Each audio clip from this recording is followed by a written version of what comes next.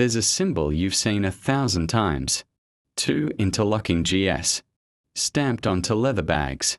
Wrapped around sunglasses. Worn by celebrities, royalty, and anyone who wants the world to know they've made it. Gucci. It represents elegance, status, power, but almost no one thinks about the name behind it. The family, the blood, the war that unfolded behind those polished storefronts. Because behind the image of perfection was a dynasty slowly tearing itself apart. A father who built an empire from nothing. Sons who turned ambition into rivalry. A marriage that became a battlefield. And a betrayal so calculated, it ended with a man shot dead on the steps of his own office. Maurizio Gucci was the last heir of a legendary name. And the person who ordered his murder was his own ex-wife, Patrizia Reggiani. This is not a story about fashion. This is a story about control, legacy, and how a family built on bloodline loyalty ultimately destroyed itself. Before the logo, before the boutiques in Paris, New York, and Tokyo, before the name Gucci meant anything at all, there was just a man, Guccio Gucci. And he did not come from luxury. He came from observation. In the late 19th century, Florence was not the global fashion capital we know today. It was a city of artisans, quiet, traditional, rooted in craftsmanship. Leatherworkers, metal engravers, textile makers. People who made things by hand, not names that would echo across the world. Guccio Gucci was born into this environment in 1881. But he didn't stay. As a young man, he left Italy and went to London, an entirely different world. There, he worked at one of the most prestigious places in Europe, the Savoy Hotel. Not as a guest, as a bellboy. He carried luggage, opened doors, watched, and what he saw would quietly shape everything that came next. The guests at the Savoy were not just wealthy. They were a different class of human entirely.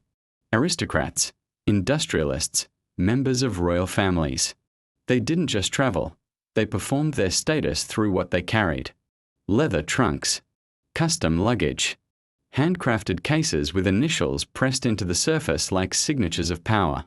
Guccio noticed something others didn't. Luxury wasn't just about money. It was about identity. And identity could be manufactured. He didn't invent leather craftsmanship. Italy had already mastered that for centuries. What he understood was how to elevate it, how to connect it to aspiration. By the time he returned to Florence, he wasn't bringing back wealth. He was bringing back an idea. In 1921, he opened his first shop. Not a fashion house. Not yet.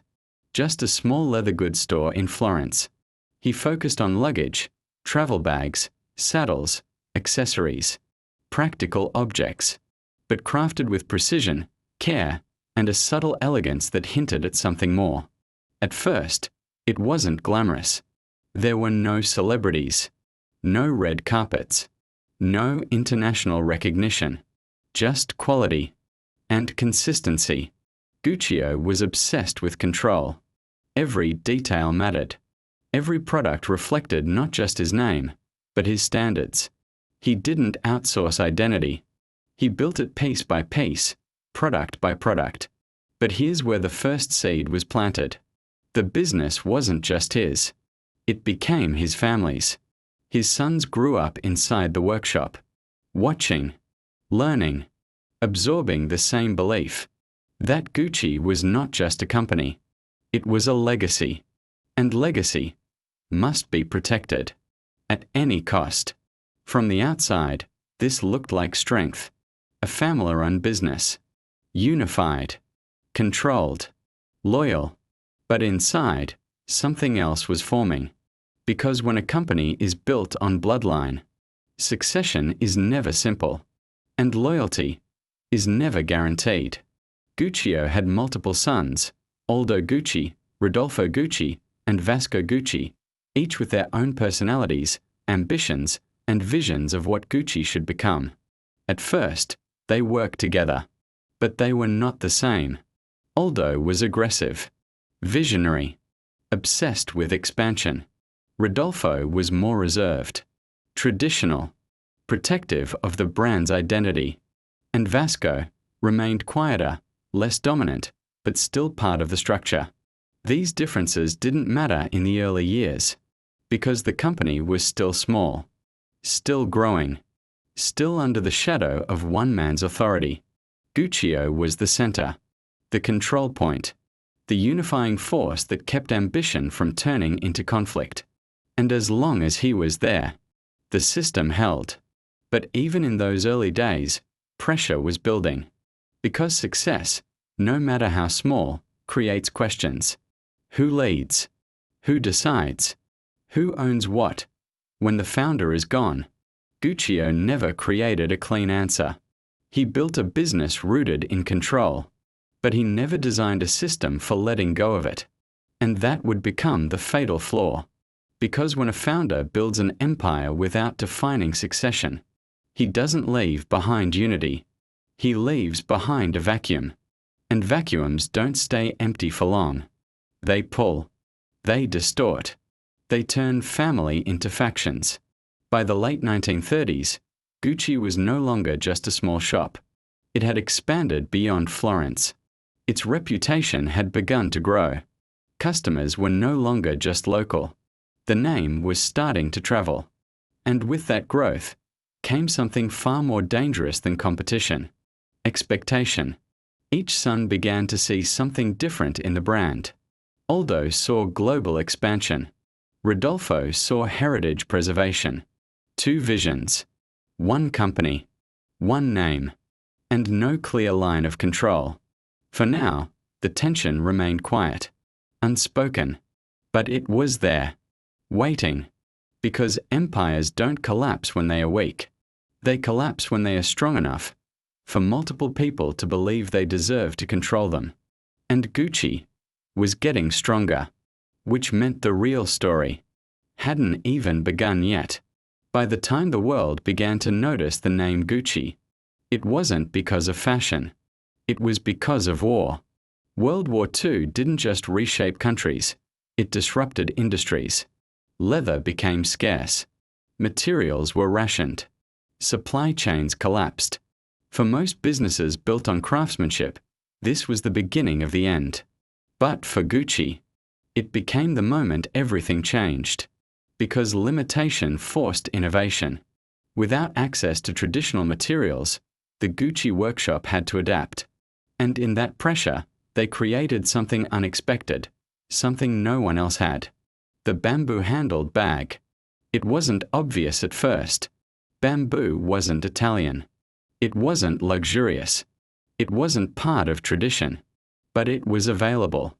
And more importantly, it could be shaped, heated, bent, and crafted into a curved handle unlike anything seen before in European leather goods.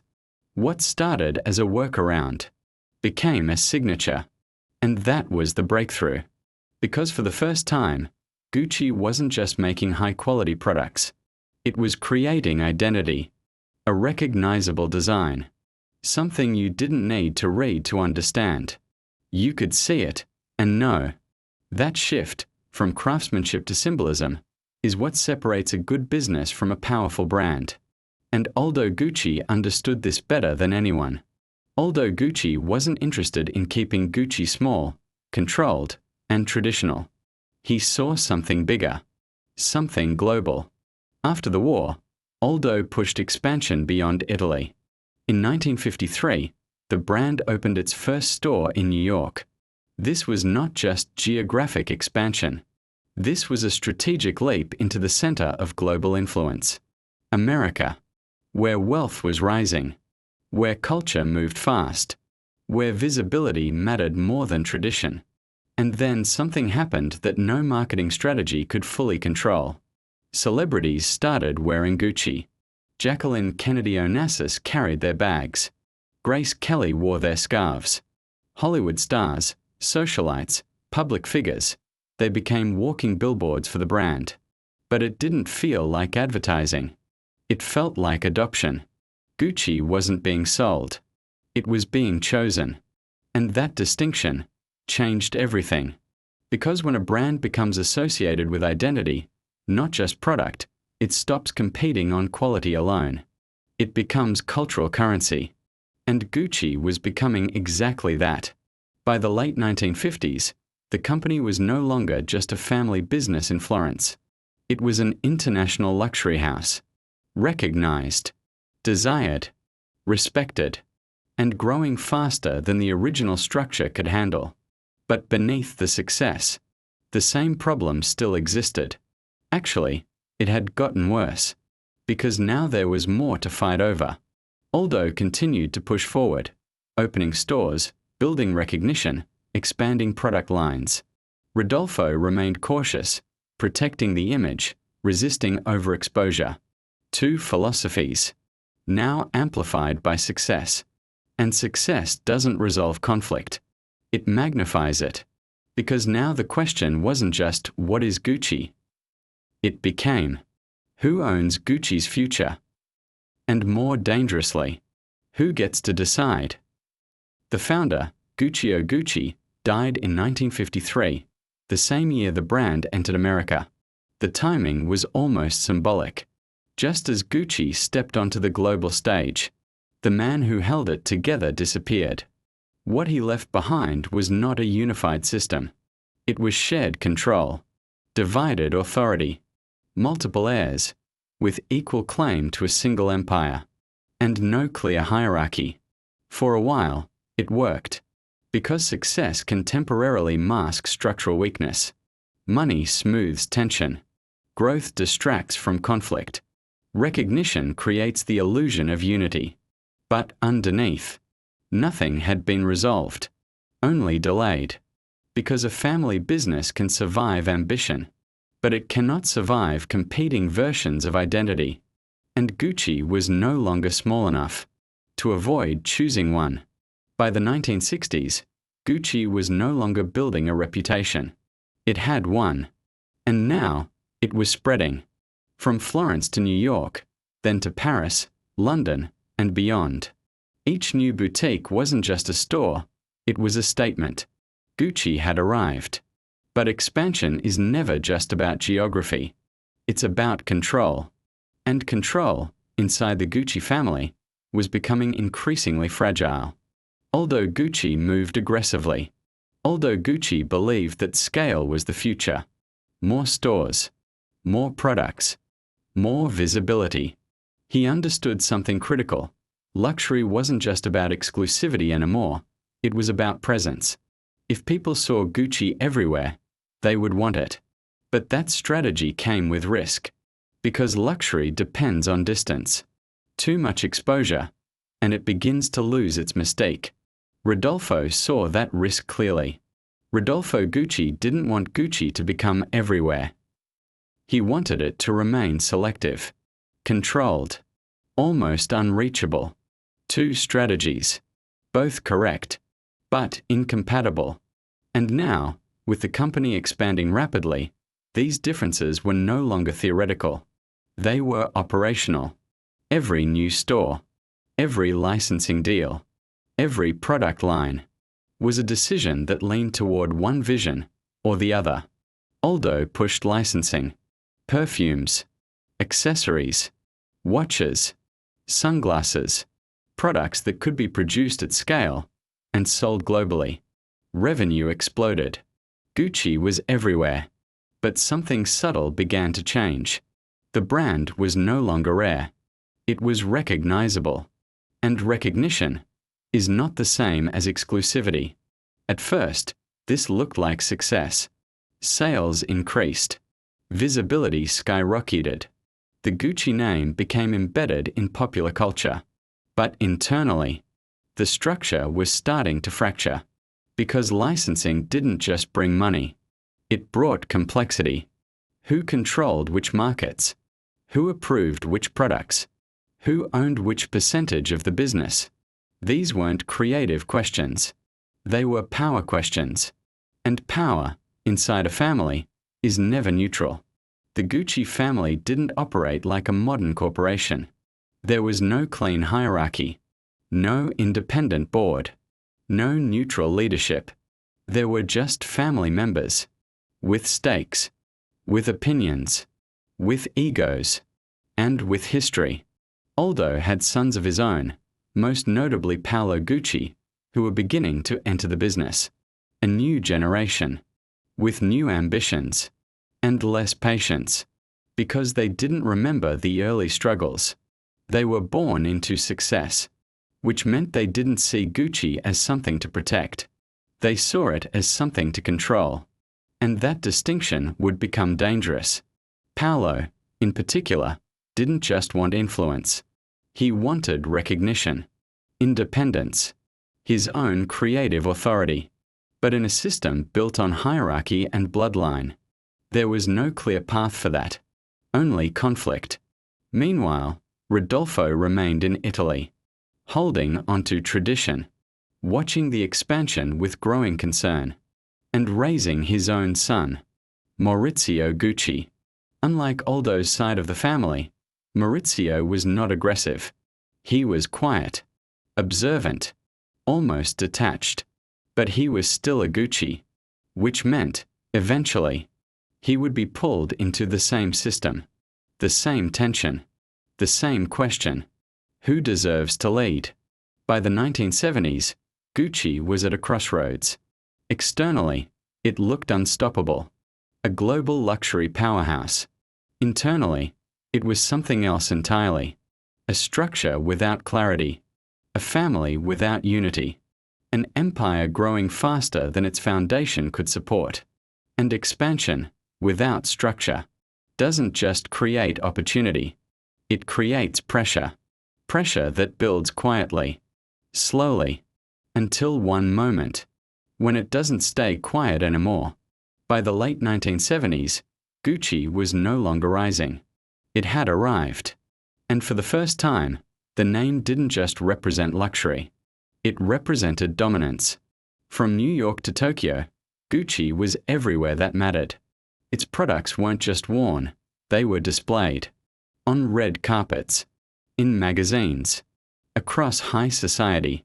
The double G had become a global signal. If you carried it, you weren't just participating in fashion. You were declaring status. And at the center of it all was Aldo Gucci. Aldo Gucci. He had done what his father never attempted. He turned a family workshop into an international empire.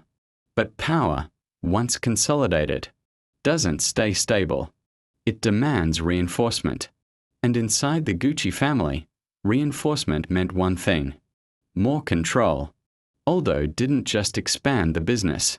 He structured it in a way that kept authority within his reach. He placed his sons in key positions.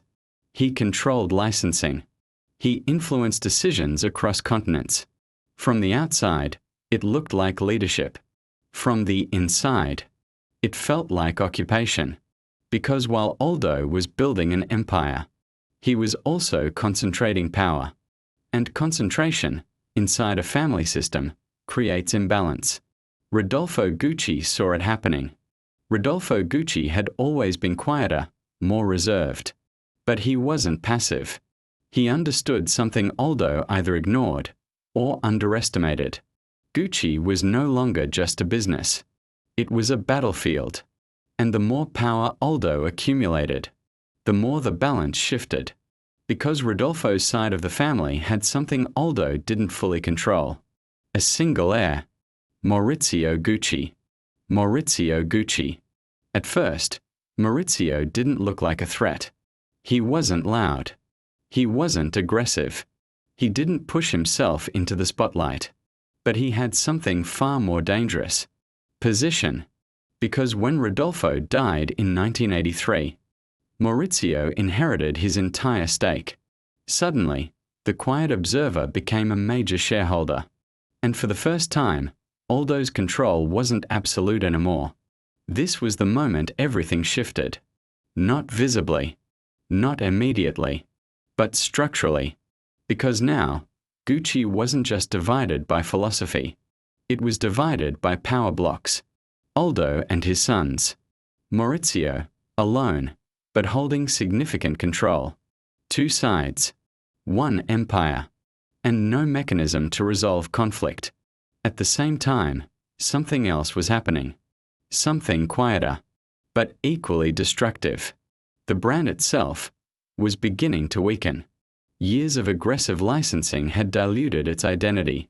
Gucci products were everywhere. Too many products. Too many variations. Too many entry points. What was once exclusive was now accessible. And in luxury, accessibility can be fatal. Because when everyone can have something, it stops meaning anything. But inside the company, no one could agree on how to fix it. Aldo believed in continuing expansion. More reach. More revenue. Maurizio believed the brand needed to be pulled back. Refocused. Rebuilt. Two visions. Now backed by ownership. Which meant disagreement wasn't just philosophical anymore. It was strategic. And personal. Then came the lawsuits. Accusations.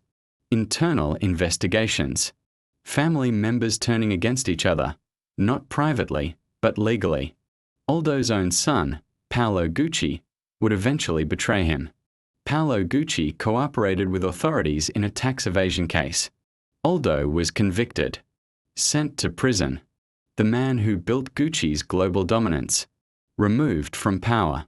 Not by competitors. Not by market forces. But by his own bloodline. And that's when the illusion finally broke. Because from the outside, Gucci still looked powerful. Still wealthy.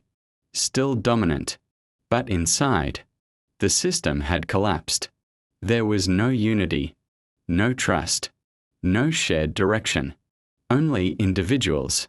Fighting for control of something that was already starting to fall apart. And at the center of it all was Maurizio Gucci, the last heir, the man who now had the opportunity to take control and redefine the future of the brand. But opportunity, in a broken system, is rarely clean, because when you inherit power from conflict, you don't just inherit the company, you inherit the war. By the time Maurizio Gucci began asserting control over Gucci, the empire was already fractured. But the damage wasn't obvious. Not yet. Because on the surface, Maurizio looked like the solution. He wasn't like Aldo. He wasn't loud, aggressive, or obsessed with expansion. He spoke about restraint, about restoring prestige, about bringing Gucci back to what it was meant to be.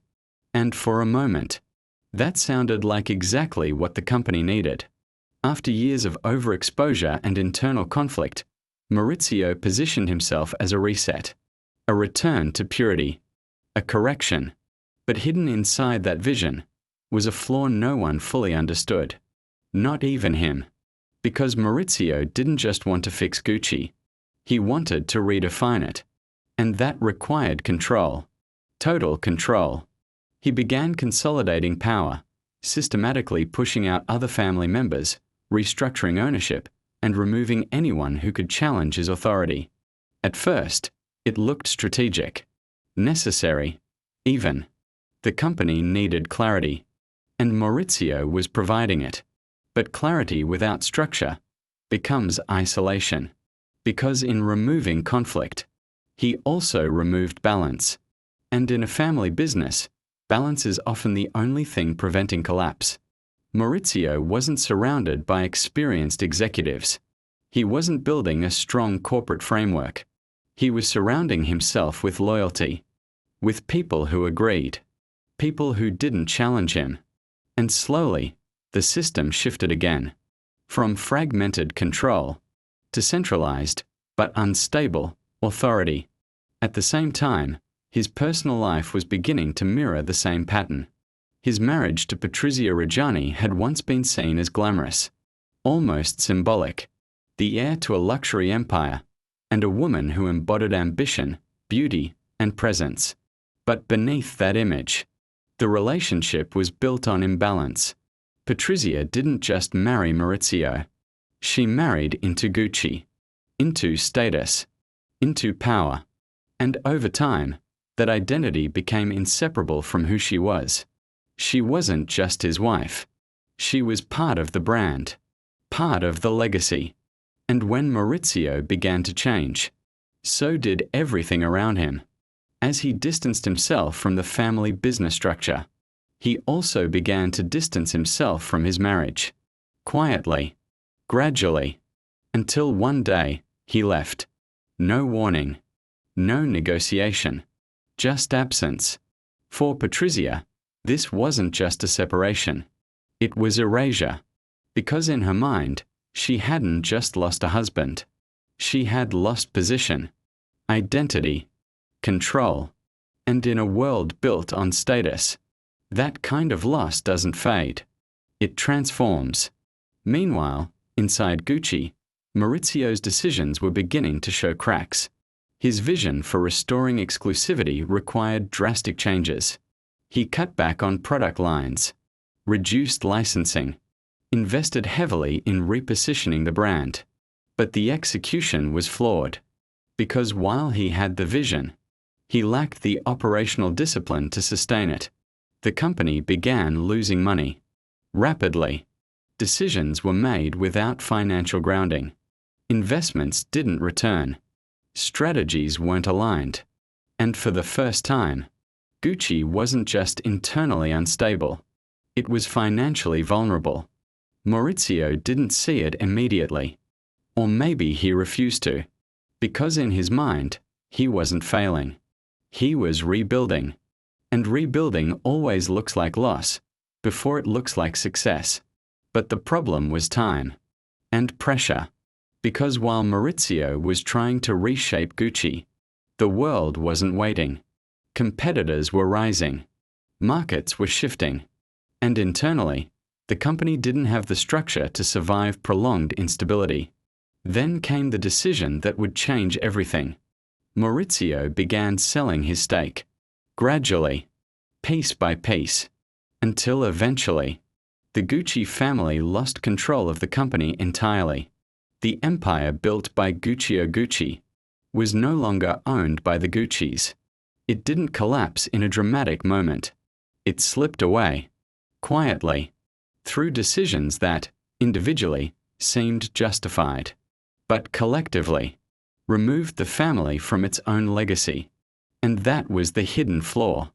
Not greed, not ambition, but the inability to build a system that could survive beyond individuals.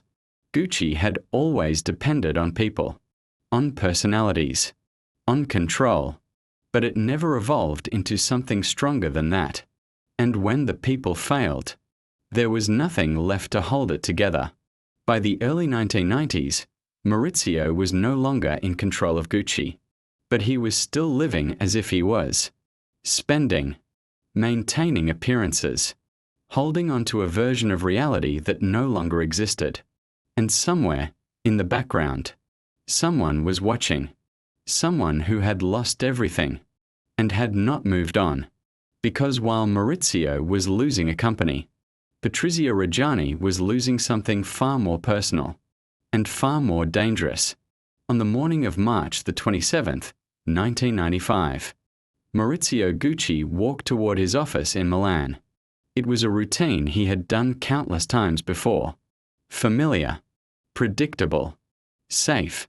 He stepped out of his car, moved toward the entrance, and then, 4 shots, quick, precise, final. Maurizio collapsed on the steps of his own building. The last heir of Gucci, dead before he hit the ground. At first, it didn't make sense. There was no robbery, no immediate suspect, no obvious motive that fit the image the public knew. Because from the outside, this was just a businessman, a former executive, a man who had already lost control of his company.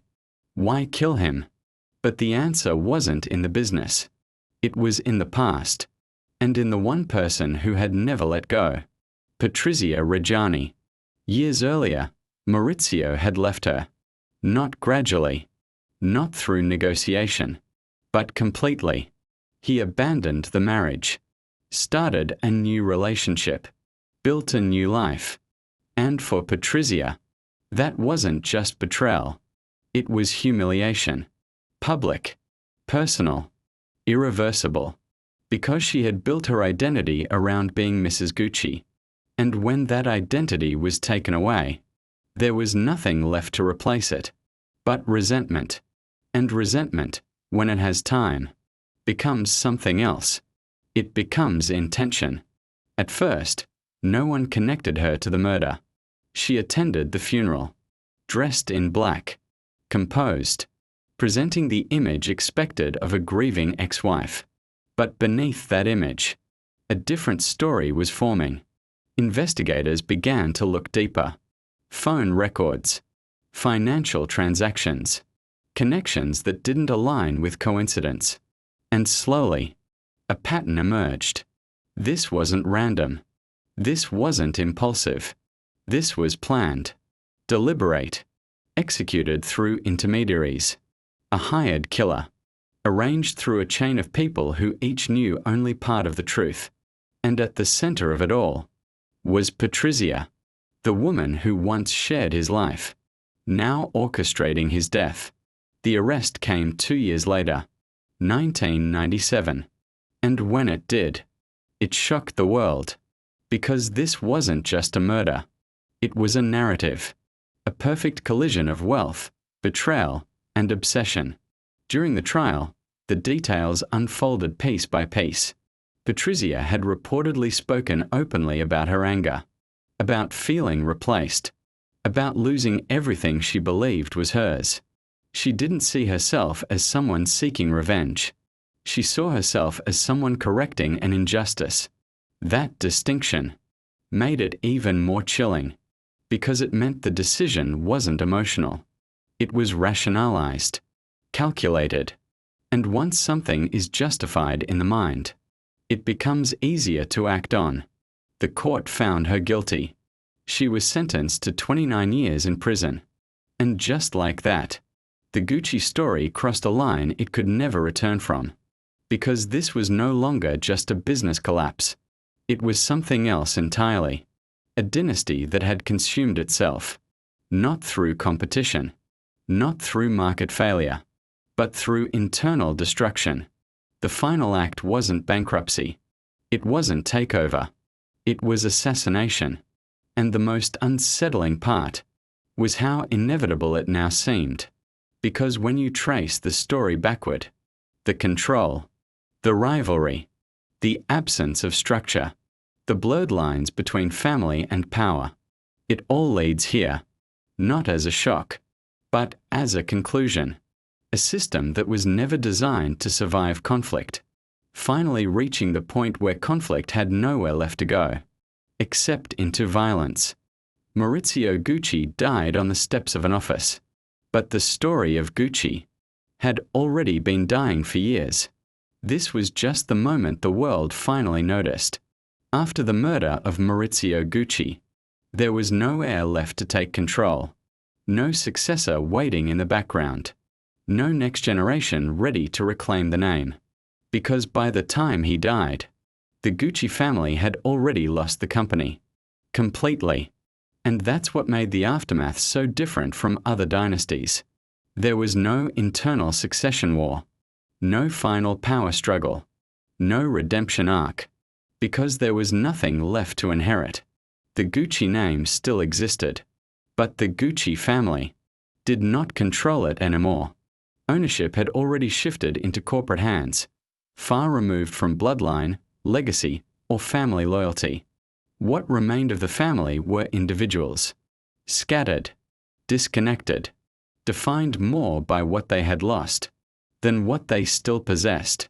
For the daughters of Maurizio, the legacy was complicated.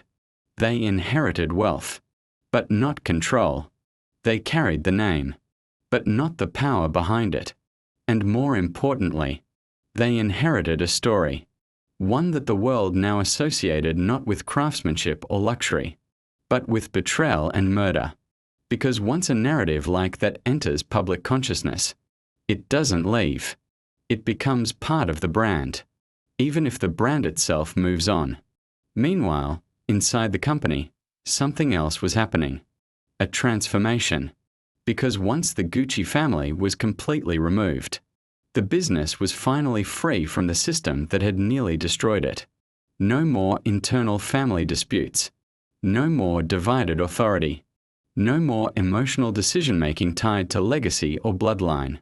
For the first time, Gucci could operate like a modern corporation. And that shift would redefine everything. In the mid to late 1990s, a new creative direction emerged. One that didn't look backward.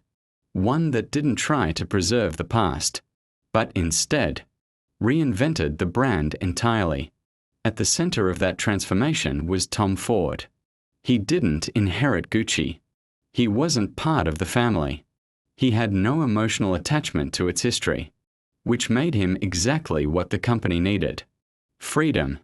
Tom Ford stripped away the confusion, the excess, the diluted identity created by years of over-licensing, and replaced it with something bold, provocative, modern.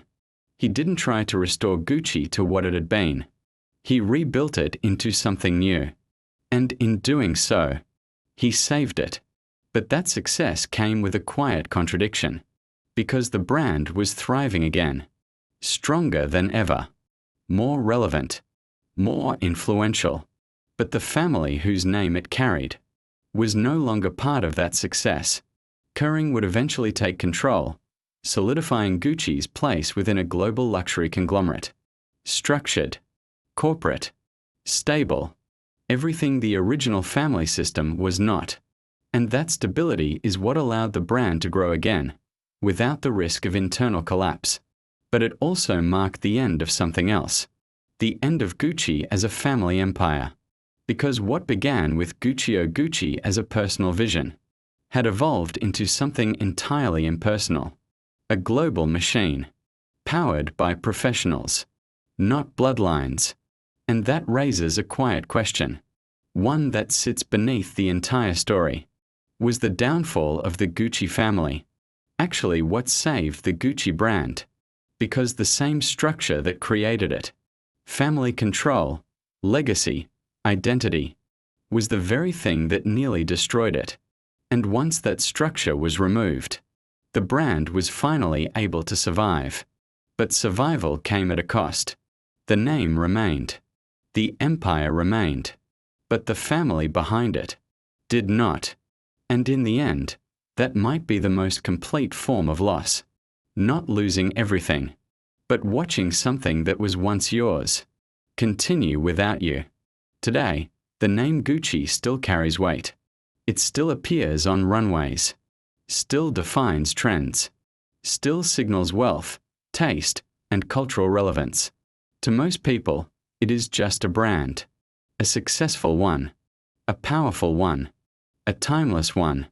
But the story behind it is no longer part of what people see, because the modern version of Gucci has been carefully reconstructed, refined, repositioned, almost cleansed. Under the ownership of Kering, Gucci operates as part of a global system, one designed for stability, scalability, and control. The kind of system the original family never built. There are boards, executives, creative directors who come and go, strategies that are tested, adjusted, and optimized. Nothing is left to emotion. Nothing is left to inheritance. And that is exactly why it works. Because modern Gucci is not dependent on a single vision. It is not tied to one personality. It does not fracture when individuals disagree. It adapts. It evolves. It survives. Tom Ford redefined its identity in the 1990s. Later, designers like Alessandro Michele would reshape it again, introducing a new aesthetic, a new narrative, a new connection to culture. Each era different, each vision distinct, but the structure remains intact. Because now, Gucci is bigger than any one person. And that's the difference. But legacy is not just about what continues. It's also about what is remembered. And in the case of Gucci, the two don't fully align. Because the public sees success. But the full story is one of erosion. A gradual breakdown of something that once depended entirely on trust, on family, on the idea that bloodline meant unity. It didn't. It meant proximity. And proximity, without structure, creates friction. That friction became rivalry. Rivalry became division. Division became betrayal. And betrayal eventually became violence. The murder of Maurizio Gucci wasn't an isolated event. It was the final expression of a system that had been breaking for decades. A system that never evolved, never adapted, never separated emotion from control. And because of that, it consumed itself. Meanwhile, the brand moved on. Stronger, cleaner, more successful than ever. Which creates a paradox. Because the Gucci name achieved everything the founder could have imagined. Global recognition, enduring influence, cultural dominance. But it achieved it without the family, without the original structure, without the people who created it. Guccio Gucci built something meant to last, but he built it through control, through family, through identity tied to blood. And those same elements could not survive scale, could not survive ambition, could not survive time. So the legacy split into two paths: the brand and the family. One survived, one didn't, and the world only sees one of them, because success is visible. But collapse, especially internal collapse, is often hidden beneath it, unless you look closely, unless you trace it back, unless you ask a simple question, not how Gucci became powerful, but what it cost to keep it that way. There's a symbol you've seen 1,000 times. 2 interlocking GS. Gucci. It still hangs in store windows, still moves through airports, runways, and city streets, still signals something immediate: wealth, status, arrival. But symbols don't tell stories. They hide them, because behind those 2 letters, there is no longer a family, no founder walking through a workshop, no sons debating the future, no heir waiting to take control. Guccio Gucci is gone. Aldo Gucci is gone. Rodolfo Gucci is gone. Maurizio Gucci is gone. And the last chapter of that bloodline ended on a cold set of steps in Milan. What remains is something else. A name without its origin. A legacy without its owners. A brand that survived by outliving the people who created it. And maybe that's the final shape of power. Not something you hold. Not something you pass down.